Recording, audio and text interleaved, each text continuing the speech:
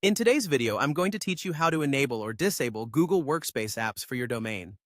This process is quite straightforward, yet it's an essential skill for managing your organization's digital ecosystem efficiently.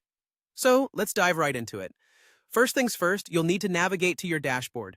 This is your main control hub, where you manage your organization's Google Apps and settings. Once you're there, locate and click on the Apps section.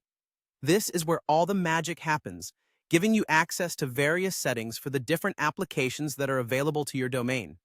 Next, move on to additional Google services.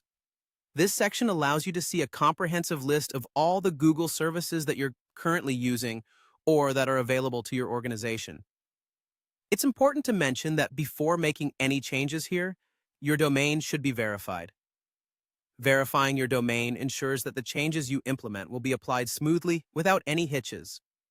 Let's just assume your account has been verified for the purpose of this guide. Now you'll want to find the app you're planning to enable or disable. To do this, simply tick the box next to the app's name once you've located it within the list of additional Google services. Checking this box is crucial as it indicates that you're selecting this particular app for changes. With that done, you'll see options appear above the list where you can select on or off.